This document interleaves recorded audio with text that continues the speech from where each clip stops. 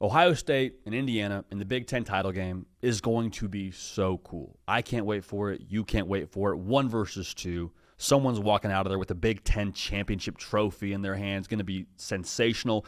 We're going to break some of this down right now with our closing thoughts for both sides. So 1 thought for Ohio State heading into this game, and then 1 thought for Indiana heading into this game before we enjoy the magic of conference title weekend. Before we do that, I know a lot of y'all are college football sickos. I know this because you're watching a college football video on YouTube on a Thursday or a Friday. Whenever you're watching this, make sure you are subscribed because guess what? We're sickos too, and we get to talk about college football for a living. So we do this for the sickos. This is by the sickos. Appreciate you being subscribed. Closing thought for Ohio State. I think that Indiana's lack of being under the heavy bar in the secondary is going to hurt them in this game. JD, what do you mean by that?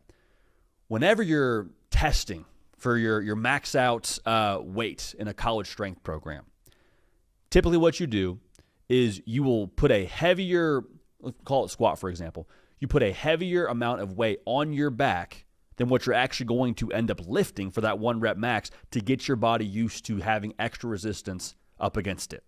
Same premise is true, I think, in college football. When you play more difficult competition, I think it ramps you up for playing better competition as your year goes on. Indiana, they've played good competition, but since the Oregon game, that secondary has not had their work cut out for them at all. Now, it's a good secondary by the numbers, but just listen to these teams when it comes to their passing attack.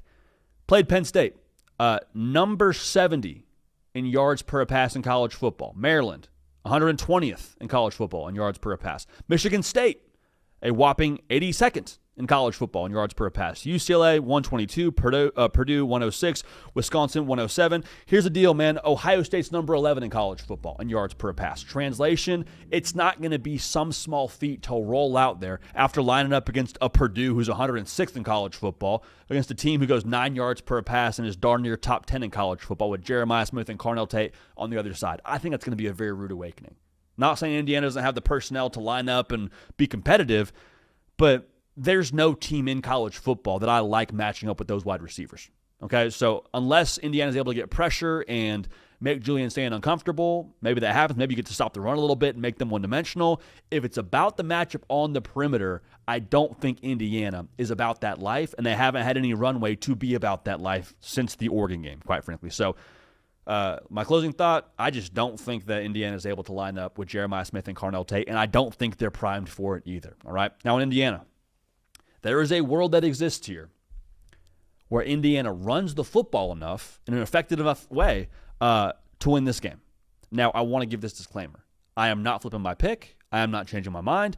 I picked Ohio State to win the football game. However, I can't get out of my mind that opening first drive, and really first half for Michigan against Ohio State. Michigan in that first half had over 100 yards rushing on the Buckeyes. That first drive, 35-yard pop play from Jordan Marshall to get the game rolling, gashed Ohio State. In some ways, you're like, okay, it's possible. Maybe they didn't do it to the tune of a win, but it's possible to get a little bit of something going on the ground against the Buckeyes. Indiana is one of those teams that could do that.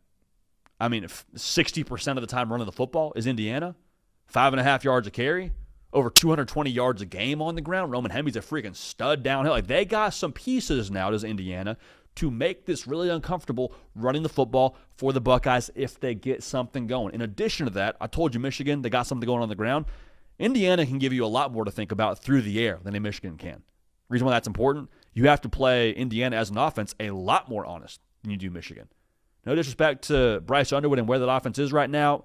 You feel pretty confident if you're the Buckeyes, just kind of stacking the box, taking away the run game. We'll live that way. If Bryce Underwood beats us, cool, we can live that way.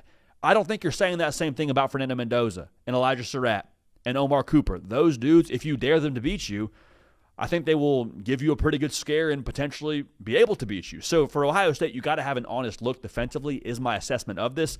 And an honest look doesn't make me feel all that great when it comes to playing this Indiana run game. I think you probably have to add a defender down into the box and do something extra to try to slow them down in that department. So I think Ohio State wins. But if Indiana wins, do not be surprised if Indiana gets something going on the ground and maybe, I don't want to say exposes something because that feels a little bit generous. I don't think Ohio State gets exposed, but I think the battle Indiana could potentially win to win the football game is on the line of scrimmage in that ground game, attacking the edges of this Ohio State defense. So, let me know your thoughts.